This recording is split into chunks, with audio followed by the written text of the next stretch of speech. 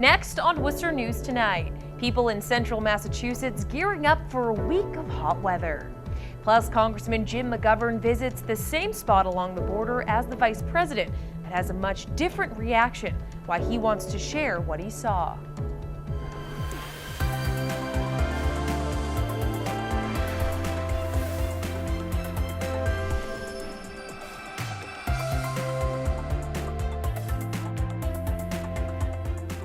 Good evening and thank you for joining us. I'm Bottary. We begin tonight with the weather. It was a warm and sunny start to the work week, but temperatures in central Massachusetts could begin climbing in the coming days. It's welcome news for some and not so much for others. Our Cam Jandro is live in Worcester tonight with more. Cam?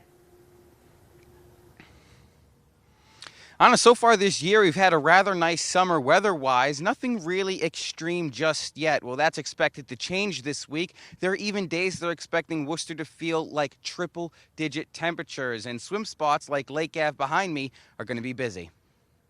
It was a perfect day to swim for Nicholas D'Amato, which is what brought him to Lake Park in Worcester. You know, I think it's just the best kind of mix of both worlds. Like, I can run around, do my laps and whatnot, and then I can just jump right in the water. I can kind of just, beat off my sweat and then jump right in the water. D'Amato was one of many in central Massachusetts enjoying temperatures in the mid-80s Monday evening. And throughout the week, they're only going to get higher. Good weather is good weather, you know what I mean? I'd probably stay in the house, AC.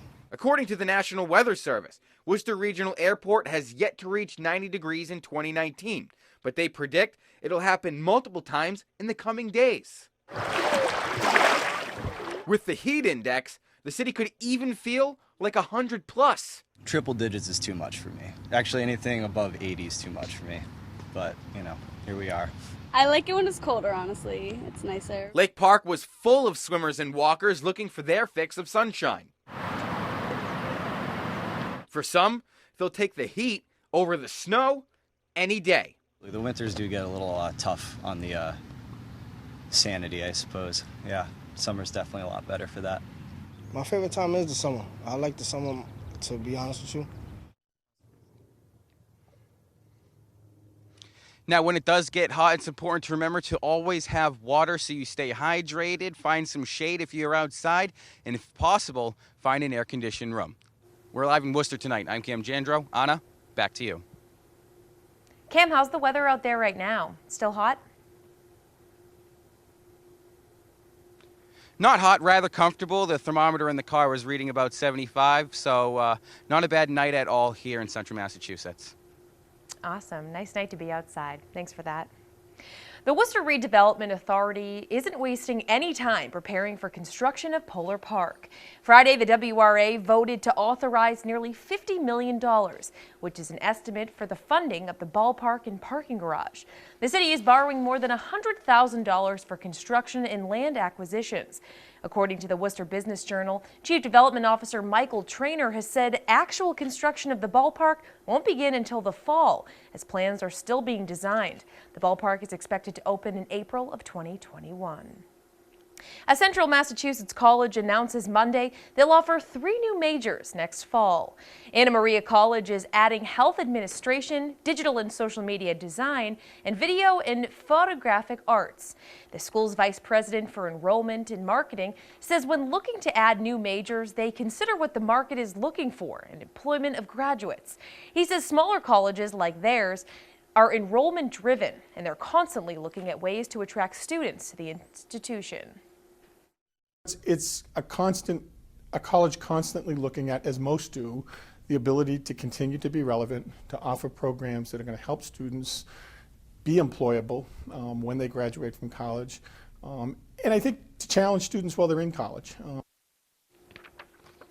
John Hamill says they build on their strengths with the hope to stay relevant for traditional students and non-traditional adult learners.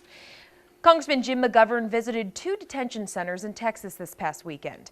One of those centers was the same one Vice President Pence visited, but the two seem to have very different opinions about the conditions. Our Rosalind Flaherty has more. 40 days? Massachusetts Congressman Jim McGovern took this video of a group of migrants crowded behind glass at the McAllen, Texas Border Patrol station. You ever taken a shower for 40 days? We haven't taken a shower for 40 days. He was one of several Democrats who visited the detention center this weekend. By phone Monday, McGovern says he took the video to show the American people what is happening and to let them decide if it's acceptable. Witnessed terrible overcrowding of small cells.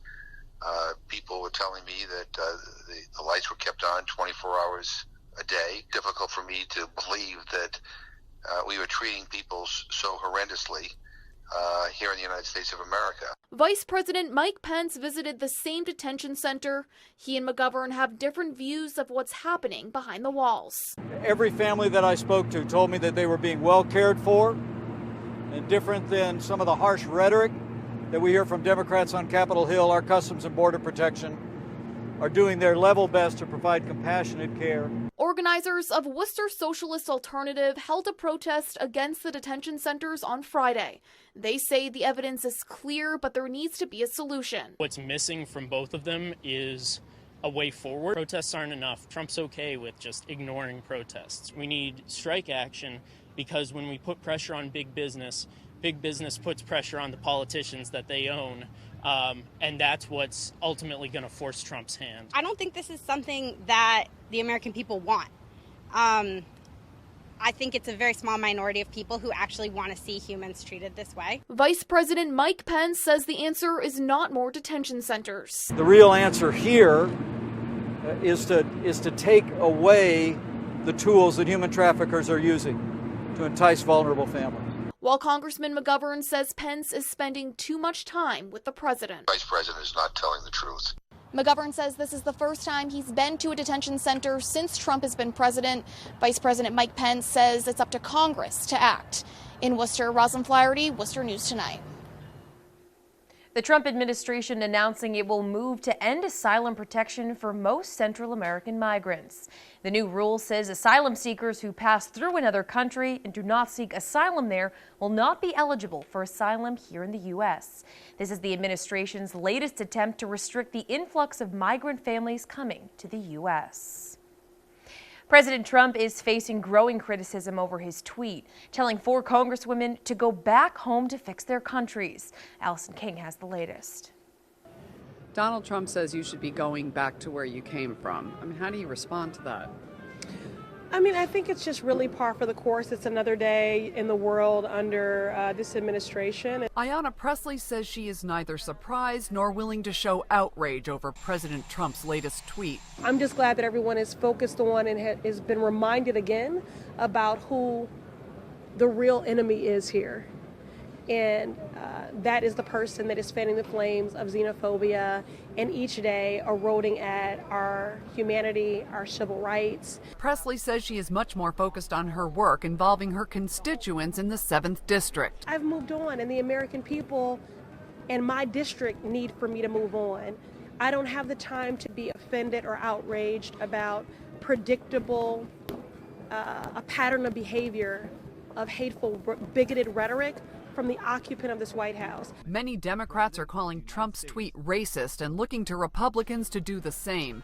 Former Massachusetts Governor Mitt Romney, now a U.S. Senator from Utah, says the 4 members of the so-called squad have views that are not consistent with his experience or building a strong America, then adds, at the same time, I recognize that the president has a unique and noble calling to unite all Americans, regardless of our creeds or our race or the place of our national origin.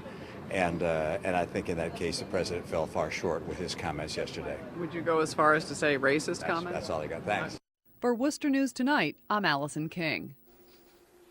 A porch fire in Worcester displaces 8 residents. Firefighters responded to 50 Richmond Avenue around 1 Sunday morning. They said the fire had extended into the building and attic. Firefighters were able to put it out quickly. One woman who lives in the building says she was woken up by people banging on her door. Kind of woke up. I was like, is this real? And then it's like, oh my God, it's real. So we came out, came out the back way. Luckily, our bedrooms are in the back of the home. And when we came out, the front of the house on the 2nd floor was, just totally engulfed in flames. No one was injured in the fire. The building suffered significant smoke, fire, and water damage. The cause is under investigation. Small central Massachusetts towns are reaping the benefits of the state's growing marijuana business. Town leaders say budgets can sometimes be difficult, but this new added revenue is providing a big boost. Our Brittany Schaefer has the story. That's a lot of money. The town of Uxbridge is experiencing an economic boost it hasn't had in decades. Selectwoman Susan Fran says it's due to the revenue they receive from the town's retail marijuana shop. $92,000 for impact fees, and then we received $30,000 for the first quarter sales tax. This is a town which was hard hit when the mills closed, and we've had trouble, reestablishing an economic base since the 1980s. And so this is creating that economic base. Caroline's Cannabis opened in March. Fran says Uxbridge is working on several other marijuana retail shops and cultivation sites, and next year's gains could be even greater. We're expecting maybe $1.5 million to $2 million a year once all of these businesses are up and running. It's about 3 to 5% of our tax base is what we're looking at. And that sounds like a small number, but that's 3 to 5% of the taxes that our residents don't have to pay. The town of Leicester is experiencing similar growth. Cultivate was one of the first 2 retail shops to open in the state last November. Town Administrator David Genero says sales have exceeded expectations. Between the sales tax and the host community agreements, it's really a good shot in the arm for the town. We took in over $370,000 on sales tax revenue alone. Host community agreement, that one calls for $300,000 per year. Genero says the budget is always a challenge for the small town due to limited economic growth, and this added revenue is a huge help. Overall, this is a big increase for us. We have capital needs. We'd like to put money away into stabilization in our OPEB fund as well. There's a lot of places for it to go. We can spend it very efficiently. Fran says the town is discussing how to spend the money, but says there are several high priority items. We're looking at the condition of our roads, our human services. We have a growing senior population. We want them to have the services that they need. So it's really helping us out. The city of Worcester has 15 shops and cultivation sites. They say they've received more than $1.1 million in marijuana revenue. In Leicester, Brittany Schaefer, Worcester News Tonight.